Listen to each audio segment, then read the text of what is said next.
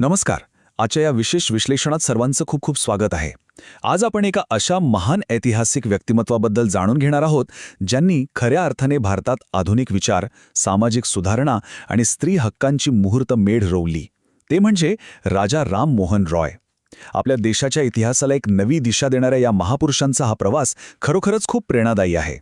तर आजच्या या विश्लेषणात आपण नेमक्या कोणत्या गोष्टींवर चर्चा करणार आहोत? आपण पाहणार आहोत 5 मुख्य मुद्दे. पहिला, एकादृष्ट्याची सुरुवात. त्यानंतर त्यांचे धार्मिक विचार आणि ब्राह्मो समाजाची स्थापना. सतीप्रथा आणि स्त्री हक्क. शिक्षणातील आणि पत्रकारितेतील त्यांचे योगदान. आणि शेवटी राजा राममोहन रॉय यांचा आजचा वारसा.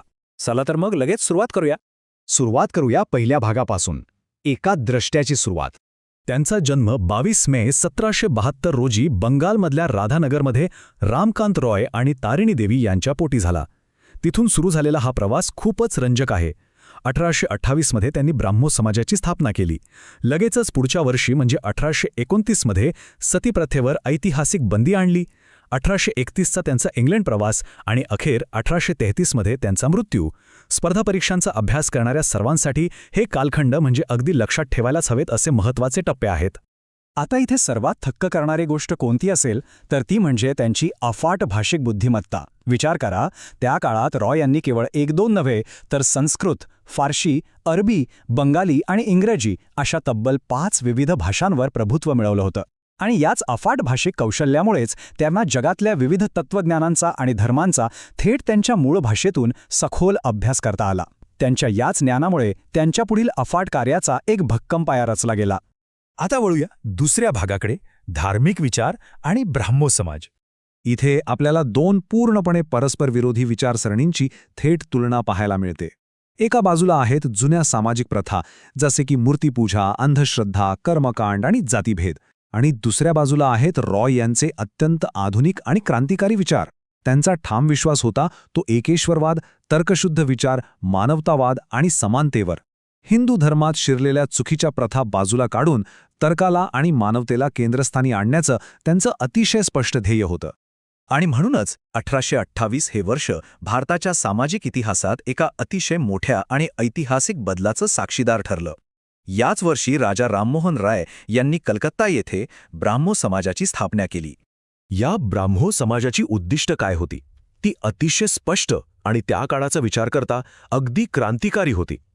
एकेश्वरवादाचा प्रसार करणं, समाजात खोलवर रुजलेले अंधश्रद्धांचं समूळ उच्चाटन करणं, जातीभेदाला तीव्र विरोध करणं, स्त्रियांना त्यांचे हक्क मिळवून देणं आणि एकंदरच सामाजिक सुधारणा घडवून आणणं. त्यांच्या या स्पष्ट उद्दिष्टांमुळेच संपूर्ण बंगालमध्ये एक मोठी, अभूतपूर्व अशी सामाजिक जागृती निर्माण झाली. चला आता पुढे जाऊया आणि पाहूया तिसरा भाग, सतीप्रथा आणि स्त्री हक्क.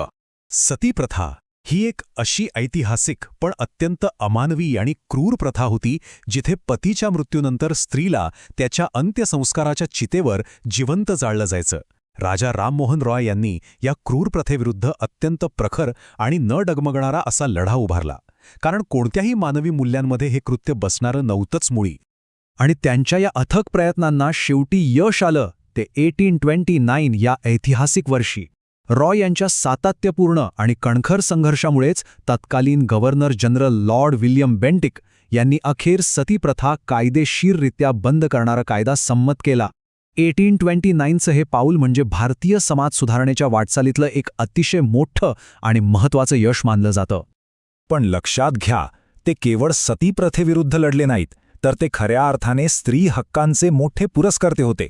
त्यांनी बालविवाह आणि बहुपत्नीत्वाला कडाडून विरोध केला, विधवा पुनर्विवाहाला भक्कम असा पाठिंबा दिला आणि स्त्रियांच्या मालमत्ता हक्कांसाठी ते लढले.